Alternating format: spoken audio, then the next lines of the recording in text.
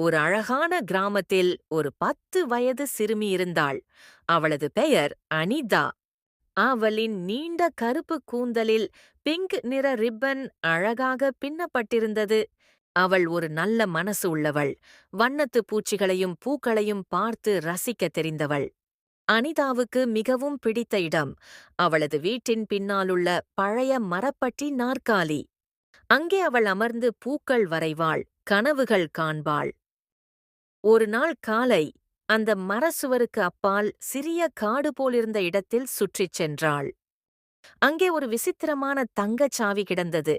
அது கொடிகளுக்குள் மறைந்திருந்தது. அவள் சற்று வியந்து அவள் சுவர் முழுக்க தேடினாள். அவள் ஒரு சிறிய மரக்கதவை அந்த சுவற்றில் கண்டுபிடித்தாள். அந்த சாவி அதில் சரியாக பொருந்தியது.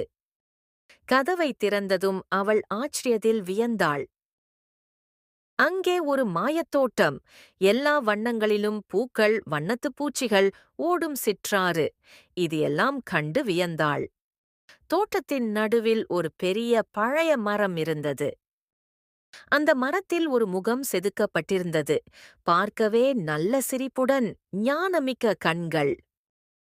"வணக்கம் அனிதா, நான் இந்த ரகசிய தோட்டத்தின் காவலன்" என்று மரம் கூறியது. அனிதா ஆச்சரியமடைந்தாள். மரத்தால் பேச முடியுமா என்று.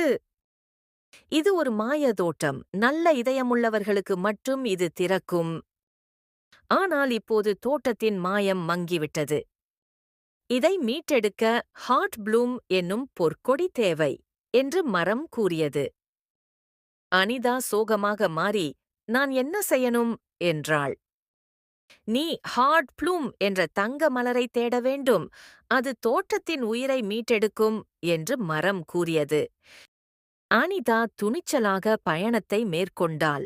அவள் பிரகாசமாக இருக்கும் டெய்சி மலர்களால் நிரம்பிய ஒரு பாதையில் நடந்தாள். திடீரென ஒரு மென்மையான குரல் கேட்டது. அவள் ஒரு சிறிய தவளை கொடிகளுக்குள் சிக்கியிருந்ததை பார்த்தாள். அவள் அதனை மெதுவாக விடுவித்தாள். "நன்றி அனிதா" என்று தவளை குனிந்து சொன்னது. "இந்த வெள்ளி இலை உனக்கு வழிகாட்டும்" என்றது. அந்த வெள்ளி இலை வழிகாட்ட அனிதா ஒரு சிக்கலான செடி வேலி பாதையில் சென்றாள். மையத்தில் ஒரு பிரகாசமான கதவு இருந்தது. அதை ஒரு சோம்பேறி நரி காவல் காத்துக் கொண்டிருந்தது. அதற்கு பிரகாசமான ஆரஞ்சு நிற முடி இருந்தது. "பங்கிடுபவர்களுக்கு மட்டுமே இங்கு செல்ல அனுமதி உண்டு" என்று நரி மென்மையாக கூறியது. அனிதா தனது பையை திறந்து ஒரு மாம்பழம் மற்றும் ஒரு ரொட்டி பகிர்ந்தாள். நரி மகிழ்ச்சியாக கதவை திறந்தது. அதன் பிறகு ஒரு ஒளிரும் புல்வெளியில் அனிதா ஹார்ட் ப்ளூம் மலரை கண்டாள். அது தங்கம் போல் ஜொலித்தது. அதை கவனமாக எடுத்து மரத்திடம் விரைந்து சென்றாள்.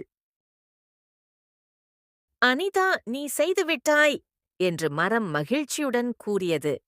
மலரின் மாயம் தோட்டம் முழுவதும் பரவியது. மலர்கள் மேலும் வண்ணமயமாயின.